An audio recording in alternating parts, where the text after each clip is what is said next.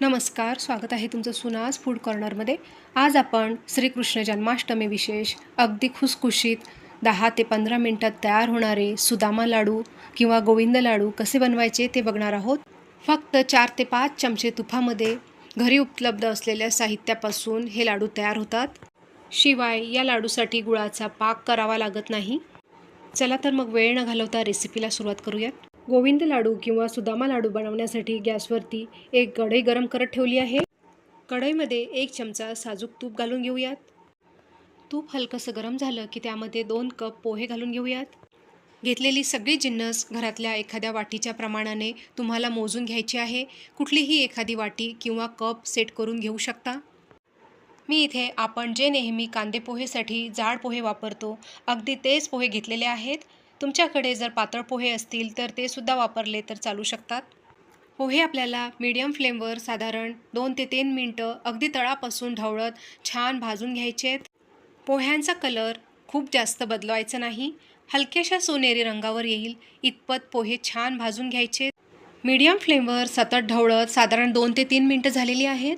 पोहे छान भाजले गेले आहेत.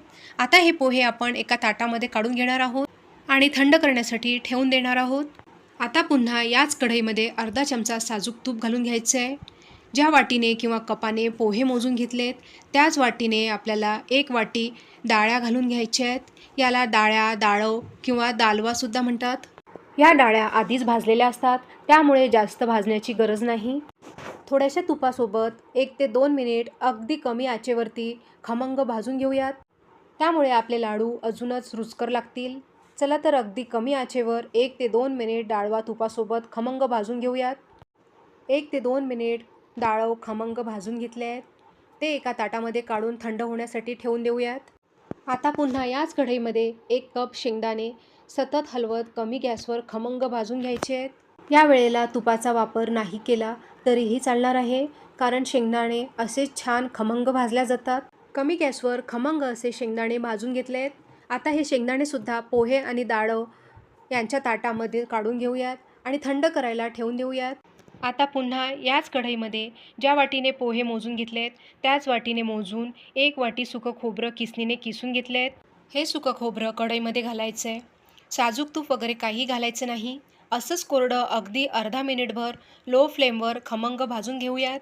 आपलं खोबरं देखील भाजून तयार आहे. हलकासा तांबूस रंग आलेला आहे. यापेक्षा जास्त डार्क रंग येऊ देऊ नका. हे भाजून घेतलेलं सुकं खोबरं पोहे काढलेल्या ताटामध्ये काढून घेऊयात आणि थंड करण्यासाठी ठेवून देऊयात.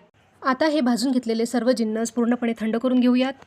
हे सर्व साहित्य पूर्णपणे थंड झाल्यावर मिक्स करून घेऊयात. पोहे, शेंगदाणे, डाळवा, खोबरं सगळं आपल्याला व्यवस्थित मिक्स करून घ्यायचं आहे. आता ज्या वाटीने सर्व साहित्य मोजून घेतलं होतं त्याच वाटीने मोजून 1.5 कप बारीक सुरीने गूळ कापून घेतला आहे. तो घालायचा आहे. गूळ जास्तसुद्धा घालायचा नाही आणि कमी देखील घालायचा नाही. 1.5 कप गूळ अगदी परफेक्ट प्रमाण आहे. अशा प्रकारे एकाच वाटीने मोजून मी 1.5 वाटी गूळ घालून घेतलेला आहे. गूळ घेताना चिक्कीचा गूळ अजिबात घ्यायचा नाही, साधाच गूळ वापरायचा आहे. आता हा गूळ सर्व थंड झालेल्या साहित्यांबरोबर मिक्स करून घेऊयात. सगळं व्यवस्थित मिक्स झाल्यानंतर एक मोठं मिक्सरचं भांडं घ्यायचं आहे. मिक्सरच्या भांड्यामध्ये भाजून घेतलेले सर्व जिन्नस बारीक करून घेऊयात. मिक्सरच्या भांड्यामध्ये थोडं थोडं करून सर्व जिन्नस मिक्सरला लावून फिरवून घ्यायचे. तर इथे संपूर्ण जिन्नस मी मिक्सरच्या भांड्यामध्ये घालून मिक्सरला बारीक वाटून घेतलं आहे. हे पहा, मस्त असं बाइंडिंग आलं आहे. थोडंसं मिश्रण मुठीत घेऊन दाबून पाहिले. मिश्रण पहा, मस्त असं वळलं जात आहे. याचा लाडू अगदी सुरेख तयार होत आहे. तरीसुद्धा या मिश्रणामध्ये 2 मोठे चमचे साजूक तूप घालणार आहे आणि अर्धा चमचा वेलची पावडर घालून घ्यायची आहे. असं थोडंसं साजूक तूप घातल्यामुळे लाडू चवीला स्वादिष्ट तर तयार होतीलच, त्यासोबतच लाडू छान वळले देखील जातील. लक्षात ठेवा, जास्त साजूक तूप घालण्याची अजिबात गरज नाही. फक्त पोहे खाण्याचा 2 चमचे साजूक तूप घाला, तेवढं अगदी पुरेसे आहे. आता हे 2 चमचे साजूक तूप सर्व मिश्रणाला दोन्ही हाताने व्यवस्थित चोळून घ्यायचे आहे, जेणेकरून सर्व बाजूंनी एकसारखं लागलं जाईल. सर्व साजूक तूप व्यवस्थित चोळून घेतलेलं आहे, मिक्स करून घेतलेलं आहे. आता थोडे थोडे मिश्रण घ्यायचे आहे. व्हिडिओमध्ये दाखवते त्याप्रमाणे मस्त असे लाडू बांधून घ्यायचे आहेत. मी या ठिकाणी मध्यम आकाराचे लाडू तयार करून घेत आहे. तुम्ही या ठिकाणी पाहू शकता, लाडू बांधताना अजिबात जोर लावावा लागत नाही.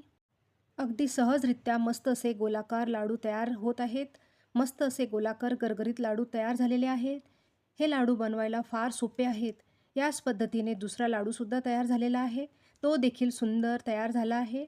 आता याच पद्धतीने सर्व मिश्रणाचे लाडू तयार करून घेते. अशा प्रकारे मी सर्व लाडू तयार करून घेतलेले आहेत. सांगितलेल्या प्रमाणामध्ये म्हणजे मेजरिंग कपामध्ये माझे बरोबर मध्यम आकाराचे 10 लाडू तयार झाले आहेत. लाडू पहा अगदी झटपट तयार झालेला आहे. अजिबात वेळ लागलेला नाही.